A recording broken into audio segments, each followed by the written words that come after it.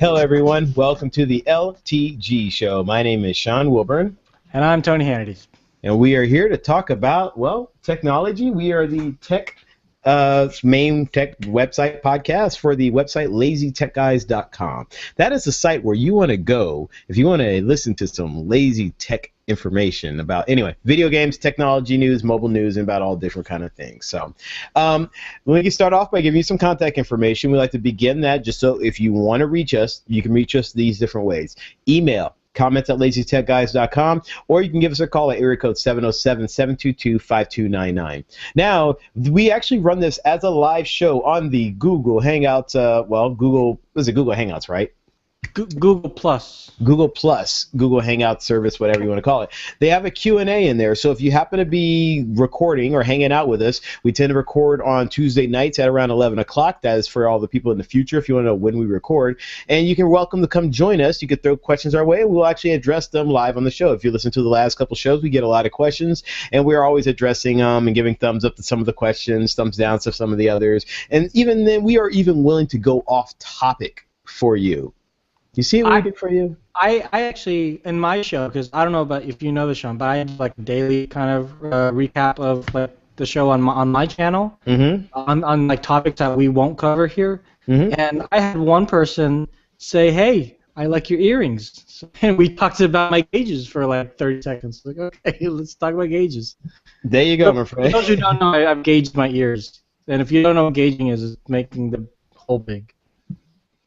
But I'm employed. You're putting plugs in them? Hey, here. See? Are you going to put plugs in them? Hang on. Those are plugs. What's it? All right. You're like, there you go, bro. I can put a small pencil through there and freak elderly ladies out. And they'll be like, oh, my God. Dude, you freak a lot of people out. Oh, That's just so funny. All right, well, congratulations on your plugs, dude. Yeah, I've had these for years. Actually, I never even noticed. I'm thinking, like, I don't look at a man's earrings. That's just not my thing. Look at me. Hey, no piercings at all. See, I don't even have little things. No piercings, no hair. Just no hair, no piercings. Just little white. No tattoos, actually, too. That's how lame I am. That's how lame I am. I don't even have tattoos. Now, you got a beautiful voice to make up for the lameness or air of no body art or jewelry. Yeah, I appreciate it, man. Thanks for the comment, man. So, and if you want to hear that beautiful voice, look up Sean Wilburn on iTunes and many other places. I have music out there. Check them out. Look at that. And if you're watching it, that's how you spell my name. Read right there. And if you're listening, SEANWILBURN. Anyway, let's get started. Real quick. I also want to point out, for those of you that are listening or watching after the fact, if I sound like Max Headroom, I apologize. It's Google's fault. It's either Google's fault or your computer's fault. So go buy a new computer. Or both. Just do both. It is definitely a Google problem. So, yeah, we apologize in advance. If he says something that we just don't understand, we might try to have him go back. Now, if it's recording perfectly, and even though right now we're hearing it live, it's choppy and it's perfect, then we apologize for us going back over the same thing over and over again. So, anyway, so we got we got a lot to talk about. We're going to talk a bit about the new Batman. This Wedge. Batman. Shocking news about Wedge. Wedge Antilles. Wedge. A boy. More interesting. I mean, more like current news, like the Xbox One drop of Connect price drop and all the Xbox Live changes. AT&T wanting to buy DirecTV. Apple buying Beats and the net neutrality stuff that we're not going to go on too long, but the whole kind of an update on all that and kind of in preparation for the discovery on Thursday, which is hopefully the day we discover what's going to go on. Well, tomorrow, by the time that if you listen to this after the fact. Good point. Or today if you're listening to it 2 days later. Or yesterday. Or last week. And just so you know, today, meaning we're recording on May 13th right now, which is at 11 o'clock May 13th. So, and May 15th is when the vote or the news is going to be official coming out, or the delay or the pushback even. There you go.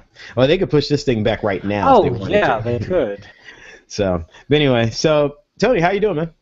I am sweating like a pig, man. I don't know where you are, but here in Northern California, I know where you are. But I don't know where you are, Mr. or Miss Viewer. But here in Northern California, we're not really so much in a heat wave, but we are on the polar opposite of what everybody in the East Coast are dealing with like 26 inches of rain and stuff like that. 90 some to 100 degrees is really hot for us. So it's been a really hot day, and we have air conditioning, but we don't use it. And so I'm gonna sleep down here where it's all nice and tiled and stuff. So aside from that, I am very good. I'm excited for my trip, my business trip I'm taking next week. Oh yeah, Sean, no show next week. I won't be here. Okay, where you going? Up to the land of the microbes. Oh, you're going to Seattle. Yeah. Oh, that's funny enough. So I was just there. I know. I'm going up there to pick up your toothbrush because you forgot it. Yeah, nice, dude. Nice try. Yeah, anyway. So, but dude, so I was just up there. I just want to just talk about this. So it's just fun because we like to talk about different things besides. Yeah, we're not just tech heads. What is so I went on a movie watching binge. I watched a whole lot of movies here in this thing, and I actually just wanted to bring up a couple of them here. So, one thing is I watched Seven Psychopaths. Wait, where did you see this?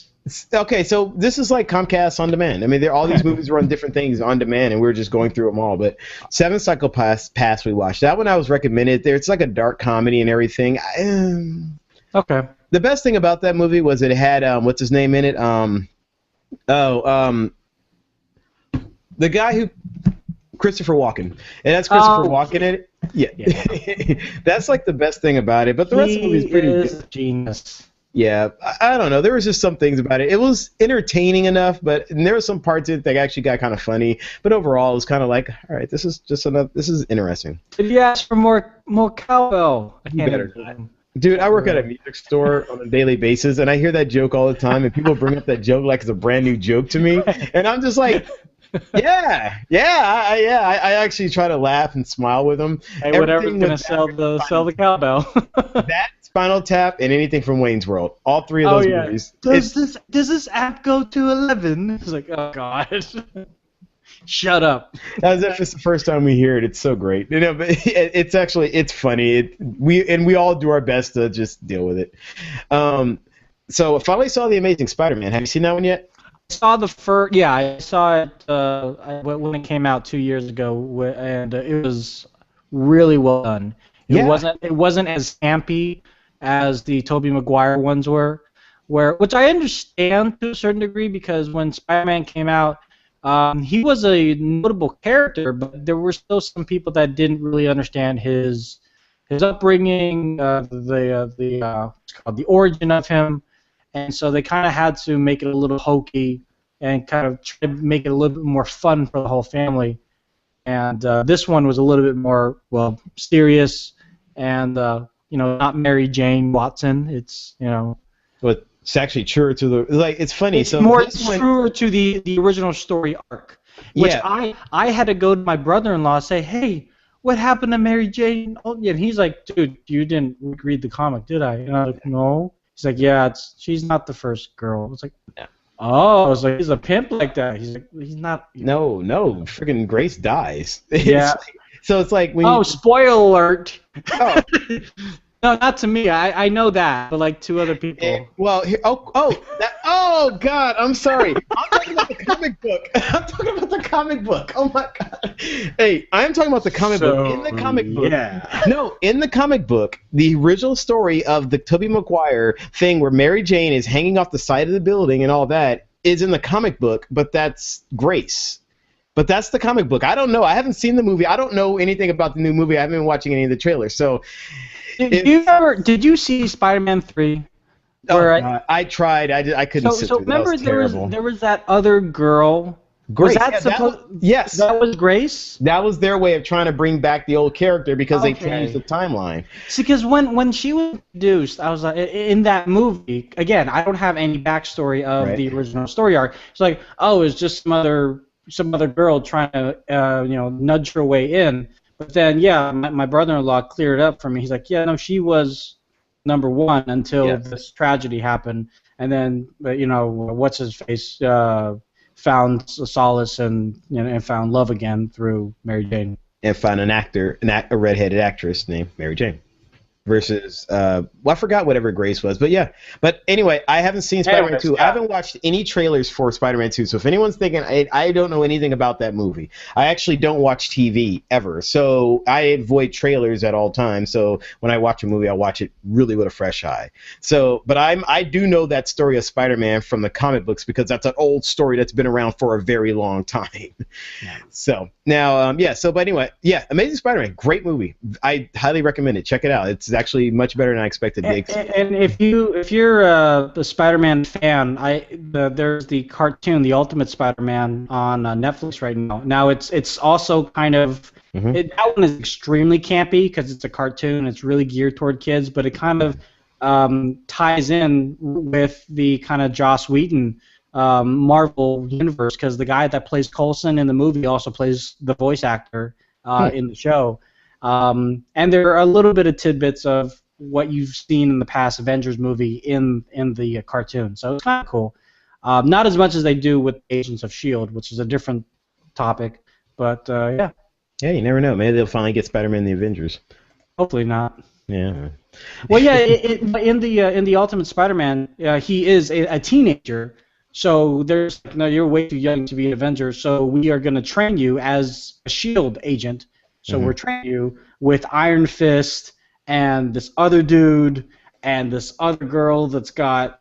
Anyway, all right. Yeah, it's a long story. How about this? That would be Spider-Man 3. Anyway, so Spider-Man 3 redo.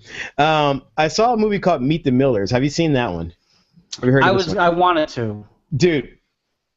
Okay. Watch that movie. All right. Yes, it is a very entertaining movie, not for kids in any way whatsoever, but there have been some lines in there that absolutely floored me. Like there's one part where the guy said a line and me and Roz literally laughed through the entire next scene over that past line because we just couldn't. It was just the funniest.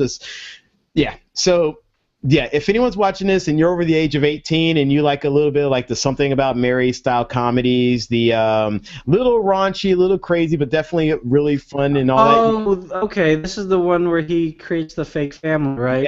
Yes. Okay. Yeah. I wanted to see this one. Yeah. Okay. Yeah. Watch that. It was definitely a fun. Right. That's definitely a good movie. So, saw Pacific Rim. Good movie. In a word. Solid. Is that a word? Absolutely. It's let's say campy in the perfect way. It's like it made me feel like a 13-year-old boy watching the movies that I used to watch when I was that young. Like, yes, I don't give a crap about that. I just want to see I want to see robots and and I just want yes. Cool. Did a great job on that. Right. Classics like The Sting, the old version, great movie. Classics like Conan the Barbarian, because classic. You still haven't seen Man of Steel, have you? No, I know we've had this talk, and I haven't seen it yet. So, I want to be very critical. I'm very critical about Man of Steel, but keep in mind, I've seen the movie like 5 times, yet I'm very critical about it, okay? So there is some enjoyment in the movie that I do get, as I do criticize and laugh about things that just make no sense. But anyway, all right. And actually, Kung Fu Shuffle, have you seen that? Kung Fu Hustle? Kung Fu Hustle, yeah. Have you seen that? That movie is the bomb. Oh, yes. That movie is awesome. Seen that movie like 7 times. Yeah. I had to watch that. I was like, Kung Fu Hustle? Yes, Kung Fu Hustle. Have you seen Shaolin Soccer? Yes, yeah. Okay, well, there you go. Steve Cho, good. Yeah, he's an amazing. Yeah. Now, the new Batman movie, Batman vs. Superman, featuring... I found out, what's her name? Wonder Woman. I guess she's in it. Yeah. I was just like, holy crap, is this really the Justice League? And they got Lex Luthor in it. So it seems like they're just building up to a Justice League movie. Is that what's really happening here? So let me ask you, in Man of Steel, is there Lex Luthor or not? I can't spoil that. No, I'm joking. No, there's no Lex Luthor in Man of Steel. Okay, so they're not going to bring back Spacey, though, right? No. So remember, Man of Steel is a reboot. Spacey. I know. Yeah, the Spacey Superman, the one that I said I actually still kind of enjoyed better than the other one. Superman Returns. Yeah, and keep in mind, I actually enjoyed the other one better just because it's truer to what I feel how Superman is. Understood. Yeah, understood. Anyway, that Spacey, remember, is the same Superman from the original one. So was it Gene Hackman? Yeah. It's the same as the Spacey. They're supposed to be the same person. Okay. Anyway, different. yes, except for different, and All right. somehow or But, another I they mean, tried to blend it. but basically what we're getting at, if the listener viewer can't figure it out, we got a glimpse of the new Batman and his freaking Batmobile, thanks to Zack, what's his face? Snyder. Zack Snyder on Twitter. Yeah, so yesterday he basically had a picture of the back of the Batmobile under a tarp, and was like, "Hey, what is this?" And I'm sure everybody that follows him on Twitter lost their freaking face. They're like, "Oh my God, there it is! That's the Batmobile! I have this."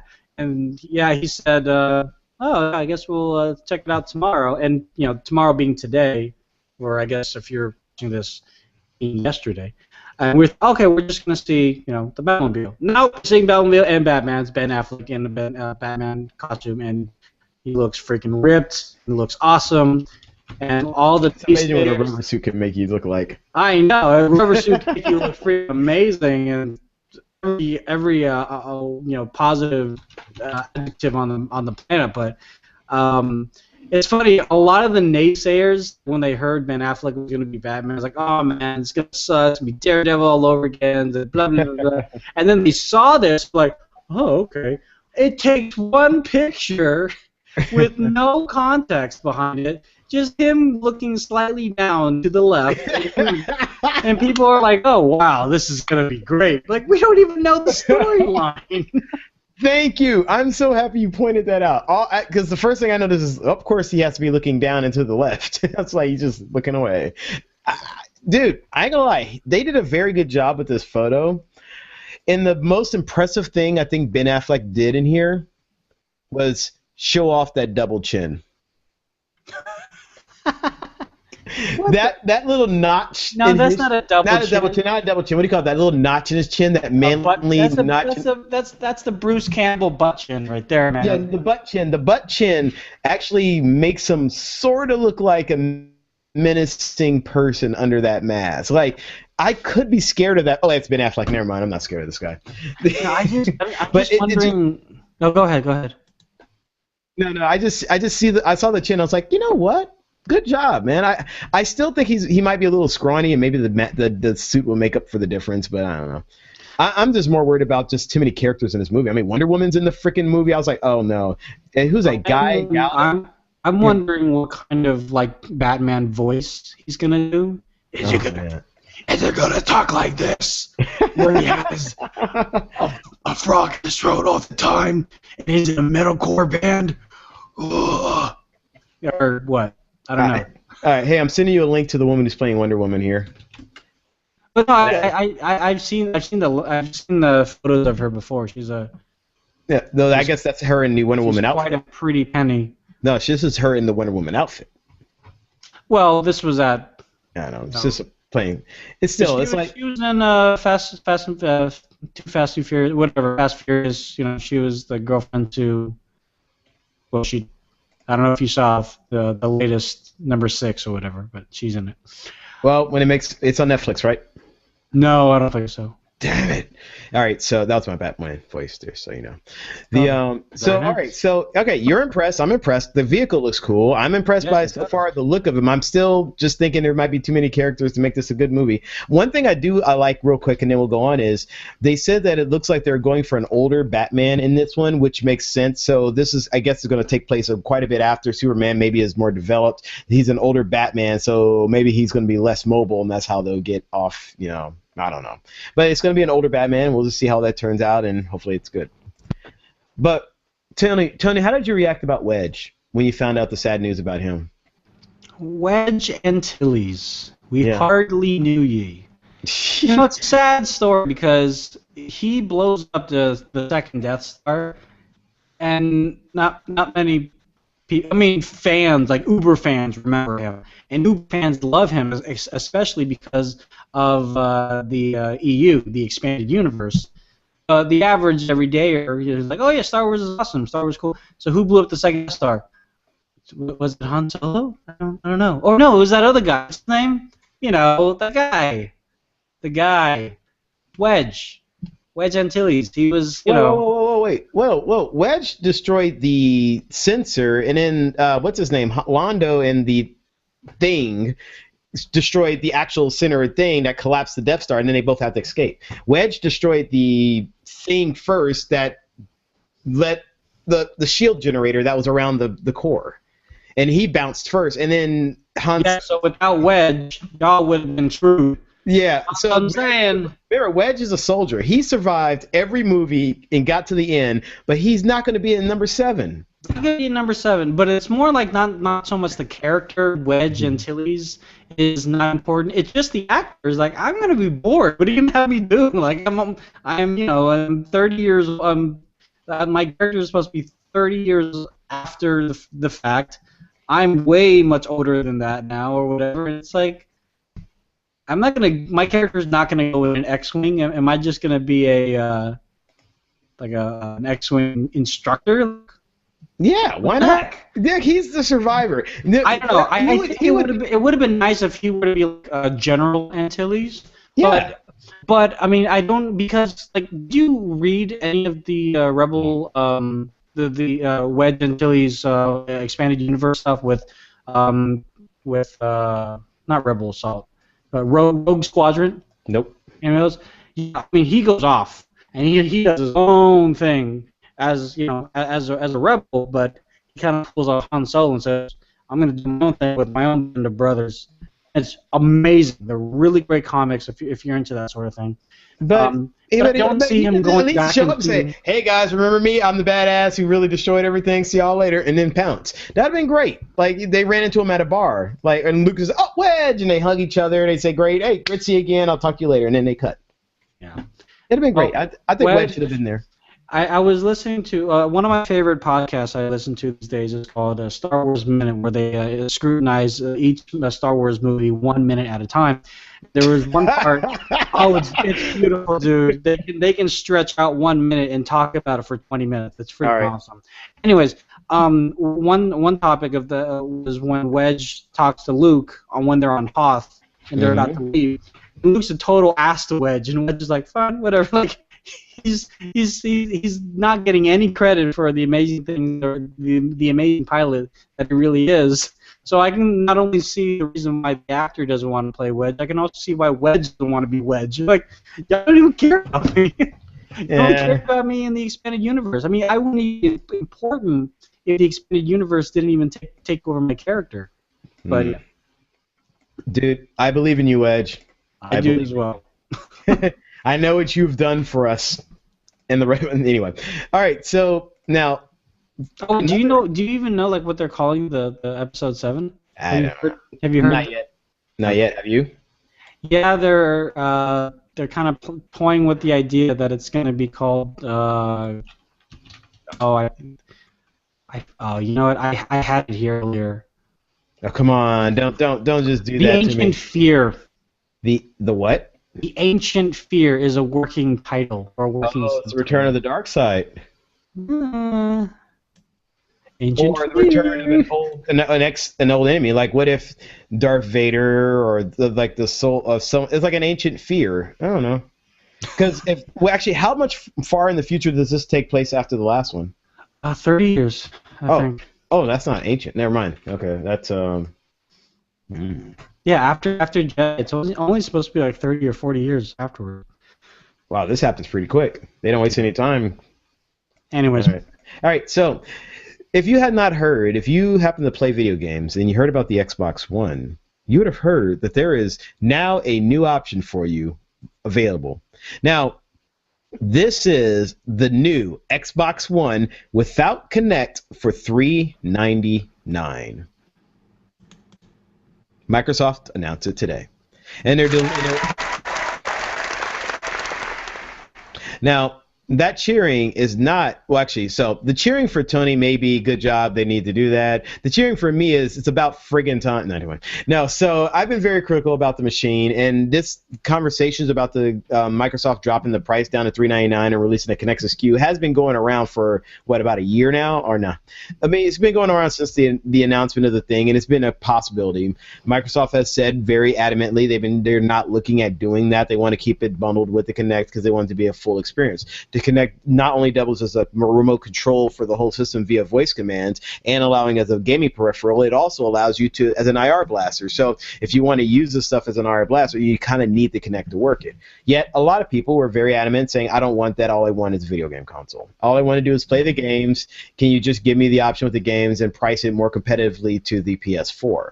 Well, considering how it seems like they listened to their fans and saw the sales numbers and how the PS4 is still kind of outperforming them right now, well, looks like they made the right move and decided to drop the price to parity, and they made parity to the Xbox Live system also and did a great job with that. So thank you, Microsoft, for doing all this. You guys have done the right move, the right thing, and now you guys are setting up for a strong E3 next month, which I'm That's not the only change that they made. No. So here we go. So let's talk about the first change. We'll do Xbox Live second because that's a huge one. And I know, Tony, that one affects you big time because we were talking about that a couple months ago, how this was affecting you, and this improves your experience now. But first, the price drop. Price now is $399. They're removing the Kinect. They pretty much said it before that you can use the console without Kinect, so this is now making it official. This starts, I believe, the beginning very soon, if not now. So, or the next month. June. So there you go. If you're looking for a way you can do that, you're good. And yes, it's the same hardware, so it will run all the same games. You get all that. Now, we're still unsure about how much the Kinect by itself will be. But if you remember, the original Kinect hit shelves for about $130 by itself. So if they do something like that, like, well, you can buy the Kinect later, but it's going to cost you $30 more. Yeah. It might entice people to just say, well, screw it, I'll just get it bundled in. Plus, exactly. I'll get Titanfall for free as well, too. Exactly. Yeah, that's exactly right. And by the way, I'm thinking 132. By the way. Yeah. I'm also thinking the exact dollar. Yeah. So yeah, and then it makes it so that it makes bundle. And for those cats who's like, I live in a tiny bedroom. I'm not going to connect. I just want to play my Call of Duty. $399. Here's an option for you. You're good to go. Yeah. The other big thing they did is they removed a lot of features on Xbox Live behind the paywall, and they moved it in front of the paywall. In other words, things like Netflix, things like Hulu, Plus, and all those other entertainment apps, once upon a time, Skype, were all behind the paywall, meaning that you had to have Xbox Live to be able to use these services. That has now been changed. If you have an Xbox 360, you have access that you can access Netflix, and it's actually Netflix, Univision, Red Bull TV, HBO Go, MLB TV, and it goes on and on. All those things are...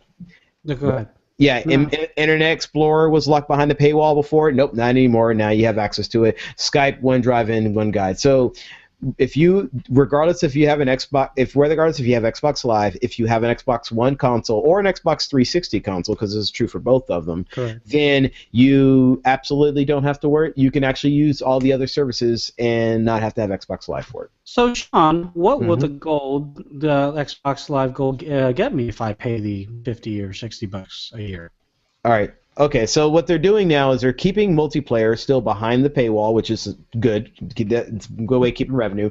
They're doing the games with gold, and they're really increasing their focus on that, which is a way of adding value. So it's the same thing that they're doing that Sony has been doing with the PlayStation Plus for the last year and a half. I happen to be a Plus member, and it's a great service. I actually just got PES Soccer. I got a $60 soccer game for free. And I get to play it forever. And as long as I'm a member, I get to play it, and it's awesome. That is now going true with Gold too. So as long as you're a member, you get to keep these games. They're going to keep on rolling out great games so people can have great things to play. So as you're a member, you're going to get free games on your Xbox 360, and I think games on your One also eventually. I'm not sure about that. Yep. Yes. So eventually. The Xbox One is a new system, so they're not going to get too many free games at first. They have to kind of build a library. On the 360, it's going to be more beneficial because they've already have a huge library of games there. You also get they're also going to be giving you discounts on other things. So if you want to buy games on the online, you're going to see better prices since you're a member of Xbox Live Gold. And those will be, maybe you'll see a game, brand new game comes out $60. If you're a gold member, you only have to pay $52. Oh, sweet. Boom. Mm-hmm. I save a few bucks. Now I don't have to deal with it. So that's the other thing. That's the other thing that you're going to get with Gold. So Xbox Live Gold has now gone to parity with PSN PS Plus, excuse me, and it's a good thing because now both of them are going to offer great games, a lot of great features. You still have to pay for online, that's fine. But if you have the consoles and you don't want to pay for, if you have the consoles and you want to use Netflix, then the Xbox 360 now has become a viable choice. You want to get Netflix in there? You could buy a 360, cheap option, throw it into your TV. Now you can also play Gears of War and Halo. So let me ask you this, Sean. As a person that has been following the console market for many years, Microsoft has stood behind the whole thing where the Kinect is not just an accessory; it's part of the whole experience. Paying for all this content makes sense because you're getting the best content, and Microsoft was really drilling into that, and now. Although now it sounds like they're kind of stepping backwards and saying, okay, we're going to go to the customer, we're going to do what you guys want. And they've done this before. They did it right when the Xbox came out. They've done it with Windows. They brought back a bunch of Windows XP and Windows 7 features and Windows 8.1. Do you think that this makes Microsoft look like a company that caters a little bit too much to the consumer, or is that a good thing? Okay. They fall back on what they talk about. All right. Number one, Frank. Yes, this is live. Yes, we are. Yes, I do see your Q&A there. The answer to your question, they can just what? No matter what someone does, somebody will always complain. Right off the bat, yes, sure. People are going to sit there and say that they're being weak, they're not showing their strength. Other people are going to say they're catering too much to their customers. They are a company who's in the entertainment business, whose sole source of income are their customers. So unless they get customers and make them happy, there won't be anyone there to buy their product. So in this case, catering too much to customers, that's a laughable excuse because they are doing the right thing by catering to the people who are trying to pay their pocketbooks in the first place. Okay. There you go. Now keep in mind your customer could be different. If in the case for the enterprise market, their customers are corporations. They have to cater to the corporations. That's their customer. In a case for Xbox Live, the people they have to cater to are gamers. So you have to cater to what gamers want. Gamers, just so if anyone hasn't noticed, gamers have really been clamoring for this. Many people have been saying, no, they don't purely want. No, gamers have been very vocal about this for 9 months now. That they have wanted this $399 Xbox One SKU, and that and they have to bring the price down to at least $399, and hope that Sony does not bring the price down of theirs to $350. So now that we are looking at core console to core console, no peripherals, just the bare bones and the games that are available and content that are available on both devices. In your opinion, which one wins? At this point, because unfortunately the PS4 has already started by having a lead, they have momentum right now, but the Xbox One has now, it's sort of like they shed off enough weight. They shed off another weight, so now they are able to start competing effectively. But only time will tell. The scariest thing about the consoles and how it works is word of mouth and what your friends playing is the biggest deciding factor on what consoles people really buy. You get the hardcore people who buy it for exclusives or these games and all that, but the biggest core people in the world buy it for Call of Duty, and they bought it for Halo and things like that. So if Call of Duty is the biggest game, which it is still, or Battlefield, whatever, and it's the same on both consoles, then people are going to go to where their friends are. And if their friends are on Xbox Live, then they're going to go to Xbox Live. If their friends are on PSN, they're going to be at PSN. Problem is, Sony has a hell of a good lead right now. And by hell of a good, it's not really substantial. Sorry, it's a lot better worldwide. In the United States, it's only like a 3 to 4. So it's not that far off. So Microsoft definitely has more than enough momentum to keep going. In worldwide, Sony is up by... Because they're in more territories, they're up by quite a bit more. Getting worldwide is going to be a little bit more difficult, but getting the United States and probably the UK back is definitely within shot. It's just going to take them a little bit of time, but they're able to do it. One word: China. Well,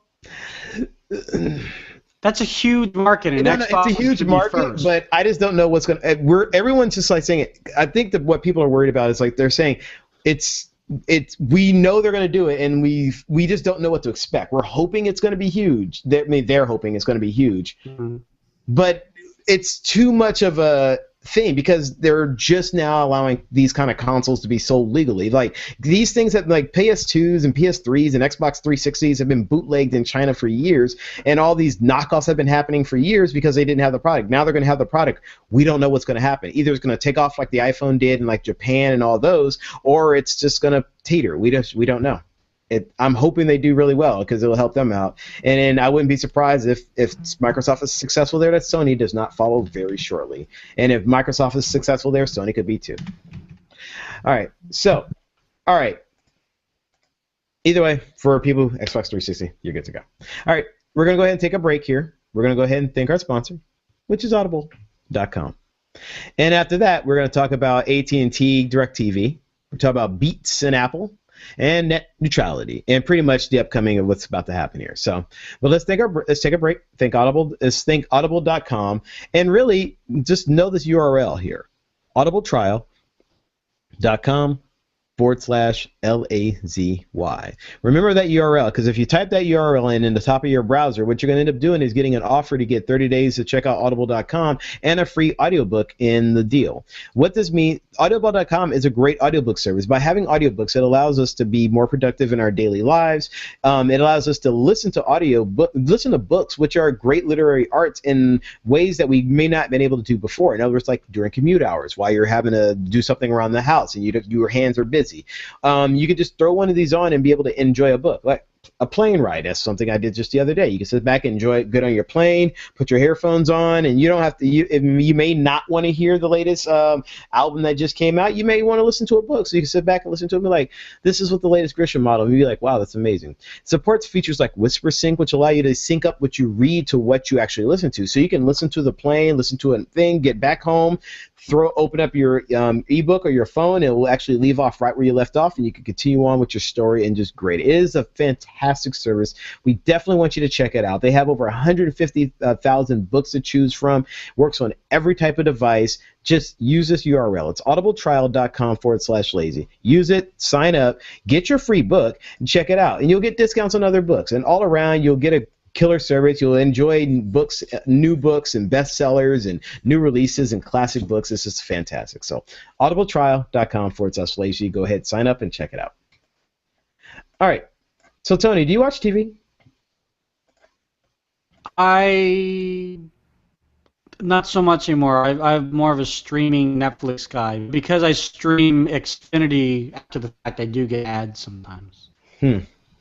Yeah, well, they actually there's some programs you can't even fast forward through anymore. Well, no, all the programs you can't fast forward through anymore if you stream it from the Xfinity's website. And I just yeah.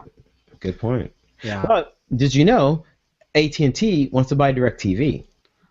Well, hey, Would you believe? Yeah, so apparently this is something that's been rumored. It still has not been confirmed. So as we're saying this, which is, like I said, Tuesday, now at 11:44 at night, the AT&T has been reportedly looking to buy DirecTV for about $50 billion. Finally. Are you shocked about this? No. Am I shocked about it? Yeah. No, I'm not shocked. I am a little scared because all these, I don't know.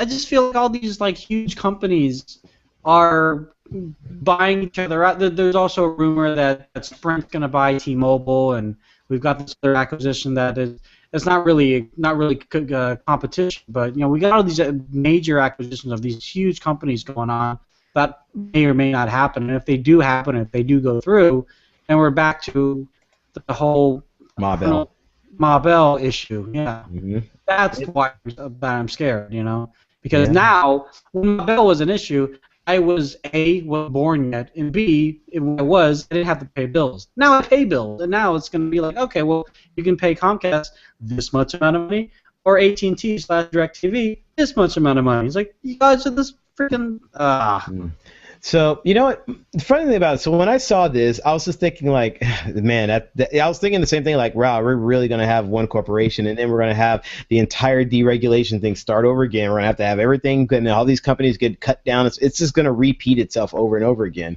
So, but the second thing I thought about when I saw this was, from DirecTV's standpoint, would they want to get out of this game? And I was thinking, yeah.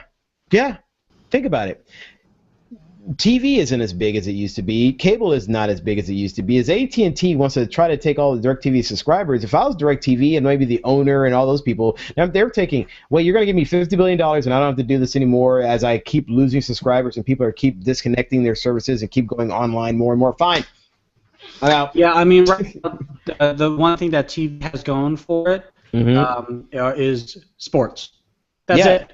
I mean, everything else you can either stream legally, you could stream illegally, you could get it over the air, as you've experienced in Nevada. Dude, you can get sports that way. Look, right now you can Well, it depends. Yes, you can. You can't watch the Giants over the air, on TV. MLB TV. You have to pay for that. Exactly, just like you would have to pay for it on DirecTV. Which is my point. When I say over the air, I just mean like rabbit ear antennas.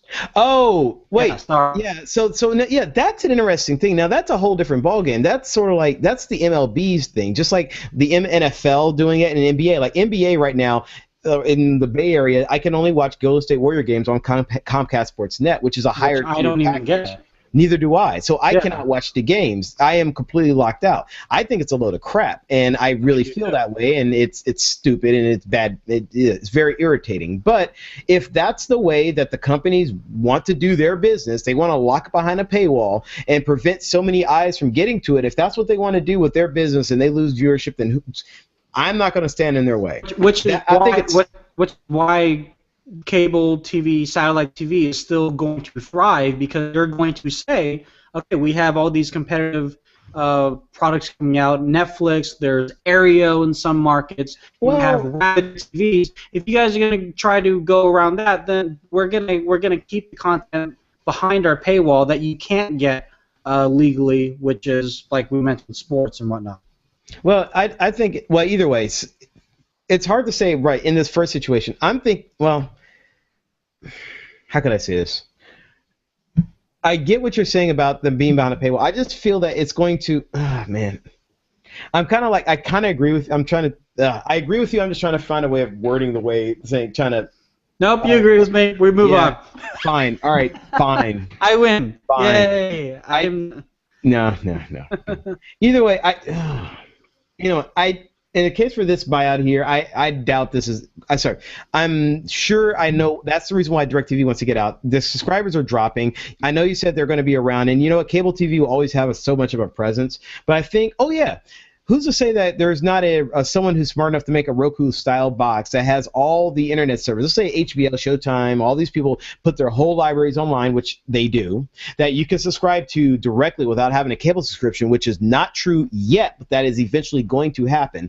If that happens and you have access to HBO directly and Showtime directly if you want to and not have to get it on the cable service, the smarter person would be a company like a Roku who just have an app that actually has access to all the other apps, and you can pretty much create your own a la carte cable system from Netflix and all those other things. So, which I have wanted for a long time. So give them time, dude. I think they're going to do it. Just it seems like we're slowly heading in that direction, though. It kind of like goes back into, okay, I mean, I just got the email from Netflix a couple of days ago saying that, yeah, we're raising our rates, but since you're an existing Netflix subscriber, we guarantee you're going to stay at $7.99 for the next 2 years, as we talked about before. Mm-hmm. And it to me, it's like, okay, if we're going to build our own TV channel system through a Roku-like experience, maybe the Google or the Android TV experience that we saw about a month ago is going to allow you to do that somehow. Then we're going to pay subscriptions to Netflix and subscriptions to Hulu and then subscriptions to Showtime, and it's going to possibly add up to be like, I might as well just get cable again. No, dude. Okay, there was a study that just came out recently. They said that most people have about an average of 112 channels, and they watch an average of 12. Okay, so that's not my point. No. Here's the thing. Here's the thing. People have been asking for a la carte programming for this stuff. Yet we've been getting bundles. We are constantly being thrown bundles. People just say, if you could give people the option. Actually, no. Here's a good example. We go to a fast food restaurant, and I want to go ahead and order just a Big Mac. What if they said, "I'm sorry, you can't have the Big Mac. You have to have the Big Mac meal." And Every time, but it's a better deal because a Big Mac by itself would always cost $3, but the meal is only $3.99, and you get the fries and drink. I don't want the fries. I care, great. I'm happy, but I just want the Big Mac. Can I just get the Big Mac by itself? It will cost more money in the long run. I know, but I just want the Big Mac. I don't want anything else. I just want the Big Mac. It's kind of like the same. Yeah, the problem is like Disney owns ESPN. No. But the point is, yeah, I get that. That's the issue. So what Disney is a content holder. They have the power. They are forcibly throwing bundles down Comcast, Charters, and all these guys' throats. So to get ESPN, you have to get all these ESPNs, and they have to pay for it, and they're stuck with it. ESPN is eventually, and Disney are eventually going to pull that stuff back and start putting it behind a paywall, or they're going to find a way of monetizing it away from the cable company, because as cable subscribers drop, they're going to say, well, there's less people here, so I got to make my money up somehow else, so let's going to create our own revenue stream over here. That's what they're going to do. It's going to happen. We're moving that way full force without anything happening. The cable companies are trying to stay relevant. DirecTV, people are smart enough to say, you know what, it's not, what's the point? If AT&T wants to take on this battle and fight Comcast for this dying breed of stuff, then fine. The smarter deal would be to get control of the internet lines, because that's where all the information is going to go, and if you control the internet lines, you can make all your money. Now, who was and that's net neutrality, and that's that whole discussion that we're going to talk about in a little bit. Who was that made the deal with Disney to allow streaming of? Netflix. No, it wasn't Disney. It wasn't Netflix. It was one of the satellite providers. It was either DirecTV or Dish. Mm-hmm. And Dish. I think it was Dish because Dish Hopper. Mm-hmm. And they basically said Dish subscribers, even if they're not subscribed to Disney channels, can watch Disney channels for free without having to increase their premium, without having to increase their package, but they can't hop over the ads. They have to watch the ads. All right. Dish was one of the first companies to agree to something like this, and it wasn't just Disney channels. We're all talking about ABC Family. They also mentioned one of the ESPN channels, and so I mean that is what I'm looking for. Where it's. I mean, that's basically, like, to me, that's what Hulu is. Well, here's the way I look at it, and here's the entire thing why this entire thing kind of gets me a little bit. So, how do TV companies, how are they supposed to make their money? They're supposed to make their money on ads. The whole point of getting ads is to get as many eyeballs in front of the ads. Anytime you restrict the amount of eyeballs to your ads, you're doing yourself a disservice. So what the heck are you doing? You need to get as many people in front of these sets and as front of eyeballs. With the internet coming out and internet streaming and being available, what they should be doing is advancing their streams into more eyeballs as quickly as possible so they can make more money off the ads. Unless you're HBO, which means you make your money on subscribers, which is a Netflix business model, which was why I keep laughing about the fact that they will not allow people to directly subscribe to HBO. They are just throwing money away. That is what they're doing. If they allow people to subscribe directly to it, they will either get HBO subscribers on cable, or they'll get their money on HBO Direct. Either way, they're going to get the same money, and they'll just have more eyeballs on their product. And also, Hulu Plus announced that over the course of the summer, they're going to allow non-paying Hulu members watch certain shows on mobile devices. And they didn't specify which ones, but it's going to be that gateway where, like, okay, I can actually watch Hulu shows. Maybe some good ones, like, oh, I can finally watch the Doctor Who episodes that I haven't seen yet on Netflix. Like, okay, now I want to watch other stuff on Hulu. Oh, maybe it's worth it paying $8.99 a month plus ads and whatnot. I don't know. Yeah, I'm fine with that, dude. You know what? I would love the idea of them saying, you know what, Hulu is still free, but you know what, you get so many ads because you're getting a free one ad. You get 2 ads between each day. You get another ad between that. And if you want to pay, you just lose the ads, and then you get access to the content. So eventually they become you pay them to be Netflix, or you get it for free, and then Hulu makes money by charging GE or whoever a crap load of money to make sure that their eyeballs are being shown. And all Hulu needs to have is proof that so many people are viewing their products. And you know what? That is a very easy statistic to pull out on the internet. Yeah. Very easy. How many people watch the show? 15,000. Hey, would you like to have 15,000 eyeballs on your ad? 30. It'll cost you this much. It's that easy. It's not very hard. I don't understand why they're just leaving this money on the table. So Anyway. regarding the whole DirecTV acquisition by AT&T, should this be, if this is true, and if this does go through upon both parties agreeing to it, do you see anything from the FCC or the FTC or anybody saying, nope, not happening? Absolutely. I see a lot of problems with this, just like I see a lot of problems with the Comcast Time Warner one that's happening right now. Yeah, I just see problems because these guys are becoming conglomerates, and they were trying to prevent this from happening, and it's happening again, and there's nothing we can do. So I think time will tell, and we'll just see how this one happens. I don't have no opinion on whether it's going to happen or not. But the Apple buying Beats one, that's even more kind of off the wall. What the really? All right, so I don't have much of an opinion. Tony, you talked about this quite a bit on on your other daily show. And tell us real quick about your daily show that you do. Oh, yeah. No, it's just on my other YouTube network, Teen Ninja 3000. And I was doing a video blog every day of the month of April, and it was just kind of a video diary, but it also coincided with a lot of tech talk. And I had a couple of followers say, hey, talk about more tech. I'm like, okay.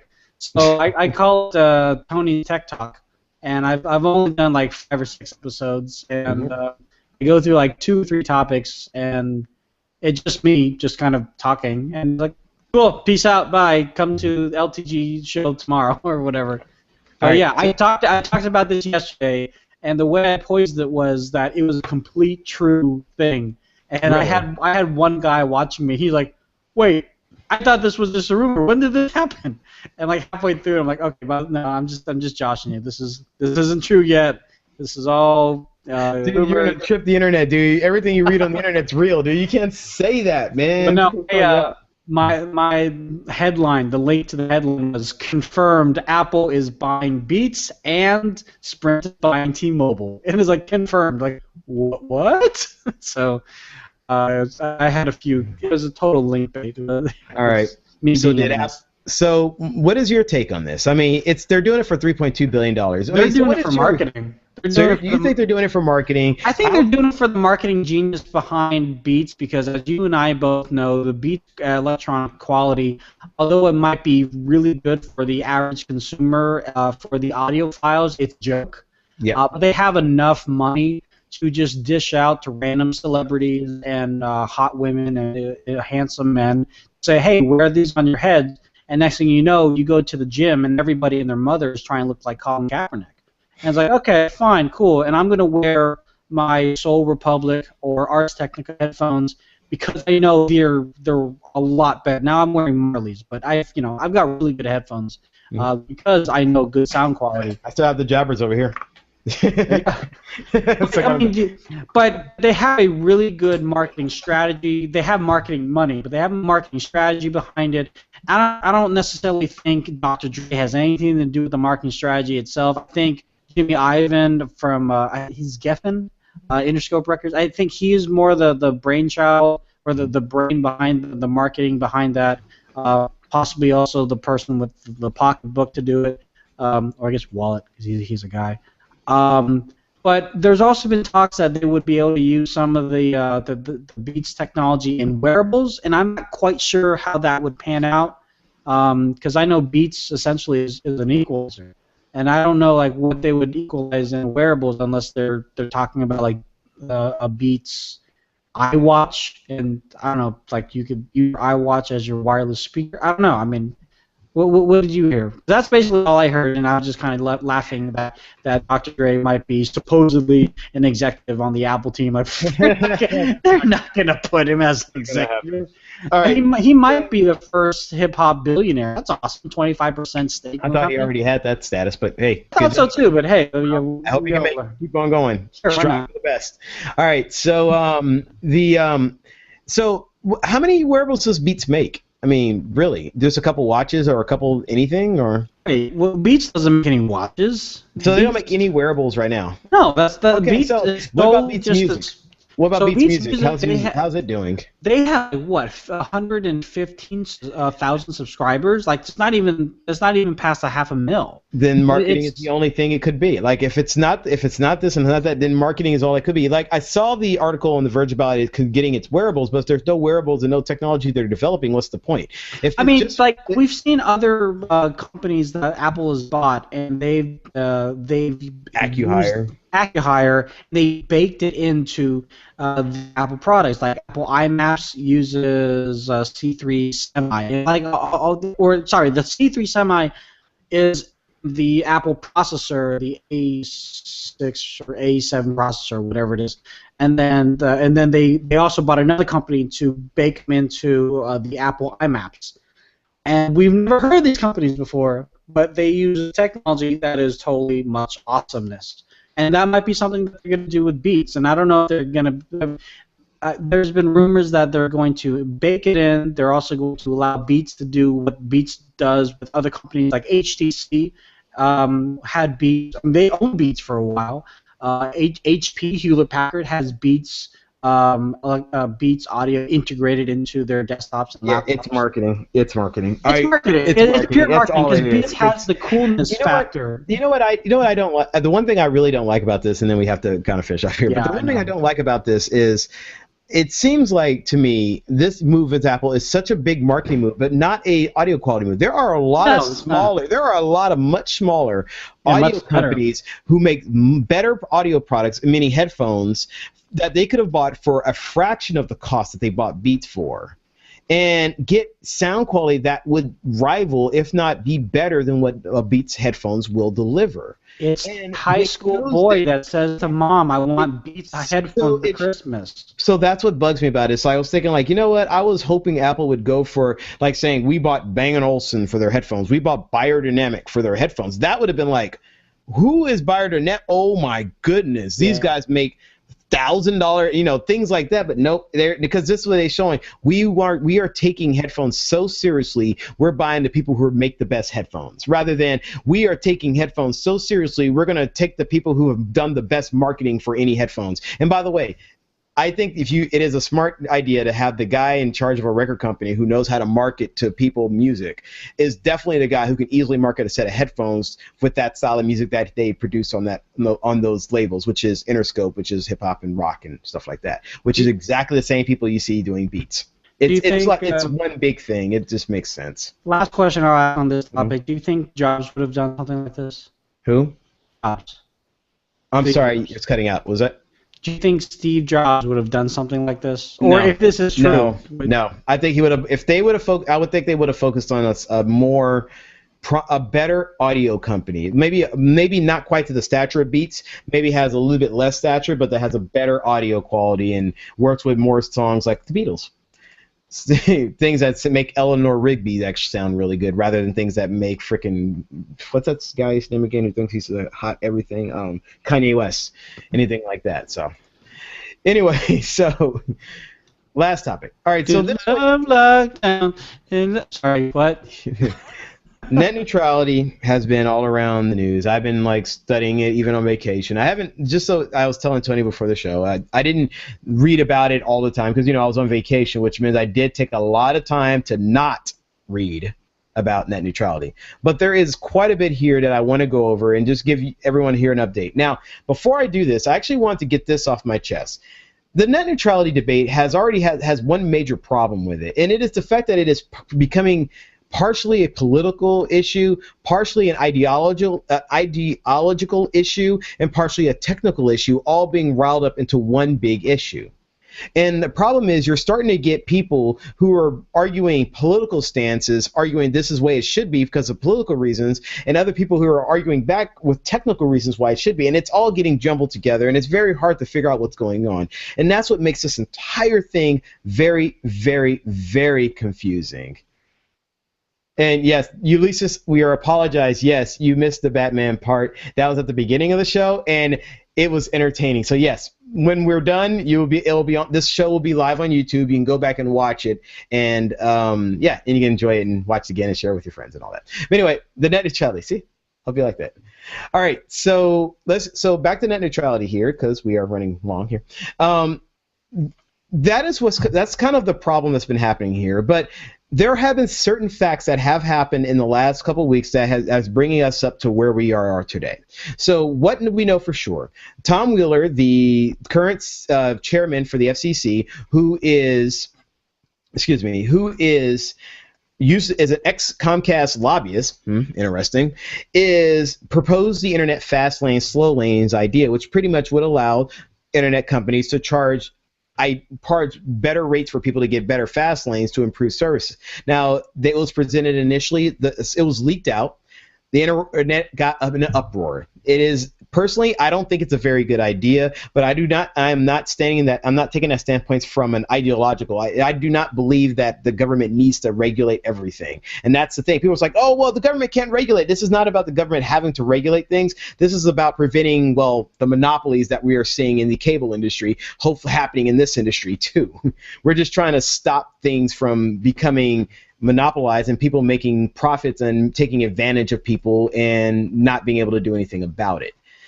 So the internet got into uproar. Companies like Google, Google, Amazon, Tony, that list was pretty astronomical. Google, Amazon, Microsoft. It was 2.5 pages long. Yeah. It was a bunch of companies wrote an open letter. And the open letter pretty much said they are not in support of those fast lane, slow lane ideas. But who is in favor of them? Would you believe it? The internet companies. And they themselves have jumped out and said that they feel that they are urging people not to turn the internet into utility. So what is going on is this. They want the internet fast lane, slow lane thing idea. If that doesn't happen, if they can't find a way to regulate it, the FCC chairman says, okay, then he'll promises to fall back on the idea of running them like a utility. Running them like a utility means you're running them like the cable company. You're running not like the cable, like the phone company, like the energy company. You get a cable bill, you get an internet bill, you get an internet bill with the amount of data bytes that you use, plus the rentals of the modems and whatever things that you paid for on the internet.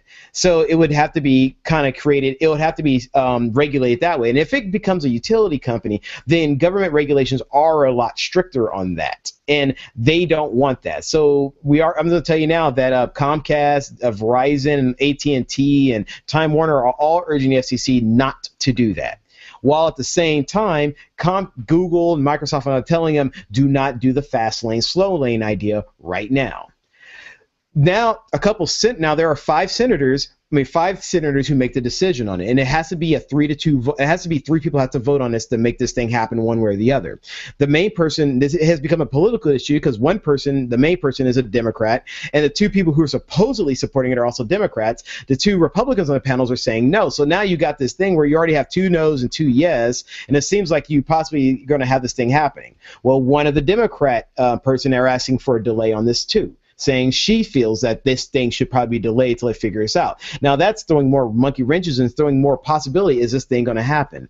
Now, since that has been revealed, now the Wheeler himself has jumped back in and saying he is now starting to revise the proposal to try to make it work. So now he's jumping in and now having to revise it because, well, now everybody is really questioning and all these people are jumping in. So we are now at this magical standpoint where the chairman is promising to revise the letter. We don't know what the new leaks are, but we do know that the original leaked version of it pissed off everybody on the internet who makes money on the internet and was obviously applauded and won by all the people who run the internet, i.e. all the cable companies.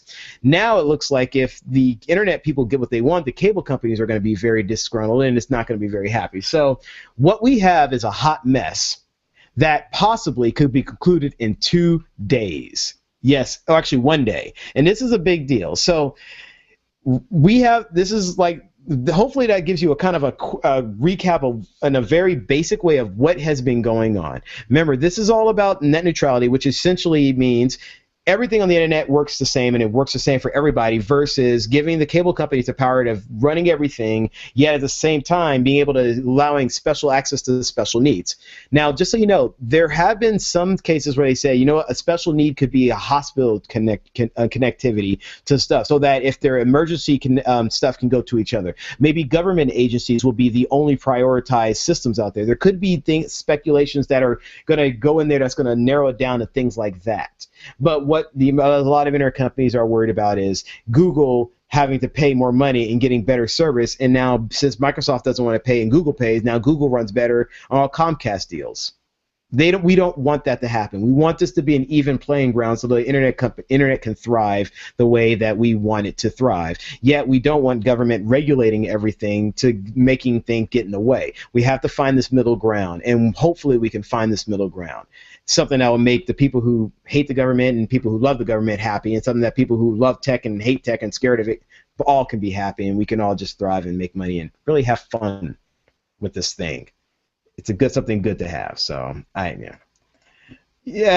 highly doubt it'll be done in one day too. Yes, I'm hoping that they're writing something and figuring it out, or they release it, they say it, and then of course the next month's uproar, and it has to be voted on. So maybe the first proposal will get voted out, and then the following proposal that has the revisions that should have been there in the first place get done. So I am hoping, at least I'm right there with you. Get it right. Seriously, get it right. Do not screw this up. And and by the way, it could be like Microsoft, and they'll like, oh, well, you guys wanted this, so we'll do that. Yeah, well, this was the overarching implications of this are too big. This implications doesn't just affect the United States; it actually does affect the entire world, because the FCC's decisions do affect decisions that happen in other countries. Oh yeah. So this is pretty big. Yeah, it'll definitely be a world issue without that shadow of a doubt. Yeah. So net neutrality, we'll find out. And next week when you come hang out with us between 11 and 12. No, the week after. Oh, that's right. Next week we're out. No. You know what? Maybe I'll record a personal show. You never know. Oh, look at you. I might, if I can figure out how to use a computer. Oh, come on. There's an on button. Yeah. Oh, is that what it is? Yes. Oh, is that the thing that you just pull out from the wall? Hey, you know, my brother-in-law just tried Windows 7. He's like, this is so confusing. He tried Windows 8. Oh, this makes sense. And he's never tried Windows 8 at all. I was like, stop. Hey, dude, what is it? I don't like change. Do I have that in here? No, I don't. You don't. Yeah, I was hoping I'd have I don't like change. But I do have this. I do have this, everybody. I don't hear it. Oh, there we go. See, I got celebration. I'm celebrating because we're at the end of the show, everybody. Yeah, woo! We had a great show here today. All right, come on, everybody. Yeah, here we go. We had a great show, everybody. I'd like to thank you guys all out for coming out here and hanging out with us, hanging out and viewing us. We would like to thank you, and we would like to go ahead and give you some contact information. So if you would like to reach us, you can reach us at email at comments@lazytechguys.com. You can give us a call at area code 707-722-5299. Also, that's also 722-LAZY for those of you snazzy cats out there. We can be found on all the social networks out there, Facebook, Twitter, and Google+, if you look up Lazy Tech Guys. And our YouTube channel is Lazy Tech TV. Lazy Tech TV. Subscribe to it, go ahead and join it, and all that kind of good stuff. Once again, my name is Sean Wilburn. The other guy on the show? And I'm not. Yeah, and you are? I'm Tony Hennedy. Tony Hennedy's. We are LTG show. We're sponsored by Audible.com, audibletrial.com/lazy. That's where you can get a free book, get 30 days to check out their service and all that. Anyway, I'm Sean Wilburn. This is Tony Hennedy's. We really hope you can go ahead and check out our stuff in the future. Go ahead and listen to a lot of our past shows. And on a self-personal thing, like I said, I'm a musician. I have an album that I will be putting out hopefully within the next 2 months. That is my next goal. All the music is done. Everything is ready to go, and it is exciting. It is big. I already got a couple singles out there, so if you haven't had a chance to, please go ahead and check them out. I hope you enjoy them, all right? But anyway, yeah, beyond that, thank you for joining us. Let me go ahead and cue up the music because, I was too busy doing the celebration thing that I forgot to cue up the music. Actually, it should have been like that drum roll to this. Anyway, thank you for joining us. We are out. See you guys later. Thank you again. Peace.